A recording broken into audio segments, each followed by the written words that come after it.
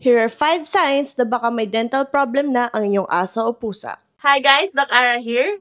Number 1, bad breath, or yung tinatawag natin na halitosis. Kaya naging mabaho ang hininga nila, usually pwedeng due to diet or may tartar buildup sa ngipin nila. Kapag ganito, consistent yung naaamoy na talaga ang baho ng hininga nila, baka it's a sign na meron na silang problem sa bibig. But it may also mean other things. Take note. Another factor is change in eating behavior. Biglang tumamlay sila or kaya gusto nilang kumain pero hindi sila makakain, lalo na kapag solid yung food or kaya hirap silang nguyain yung mga pagkain nila. Kasi it can indicate na baka namamaga na yung gums sila, may gingivitis sila, or meron silang sirang ngipin.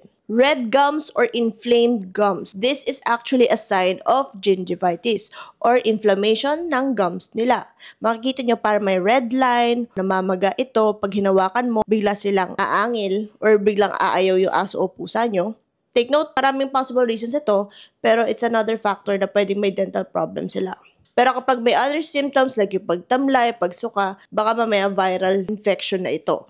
Drooling, or yung paglalaway. Itong itsura nito, naglalaway sila pero parang, let's say, normal pa lang, active pa sila. Mapapansin nyo, meron ng tulo-tulon sa bibig. It's possible rin na dahil to sa dental problems. But take note of the breed rin. Also, if may other symptoms like pagtamlay, paghina ng kain, kapag ganun baka may other problem na. Kaya kasi sila naglalaway, it's possible mahapdi na yung bibig nila, yung gums nila, or yung ngipin nila. Last sign is yung parang kinakamot nila yung bibig nila. Kapag ganito kasi may discomfort sa bibig, so gusto nila tanggalin ito at akala nila magagawa nila yun through pagkakamot. So kung nakita nyo itong mga signs na to, it's possible na sa early stage sila ng dental problem. So Doc, paano natin ito mape-prevent? Siyempre, I would always recommend brushing. Pagtutoothbrush ng ngipin ng aso at pusa natin. Another, if talagang hirap kayo na i-brush sila, kaya nyo lang gawin like once a week, you can actually opt for dental chews. Like yung tinatawag natin dental sticks from Dentalite.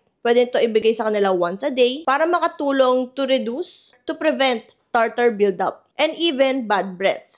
And if worst case scenario na talaga ganito nakakapal yung tartar sa ngipin nila, of course, don't forget guys to always consult your veterinarian for oral prophylaxis or yung paglilinis ng ngipin. If you have other inquiries or gusto itanong tungkol sa ngipin ng inyong mga alaga, don't forget guys to consult your veterinarian.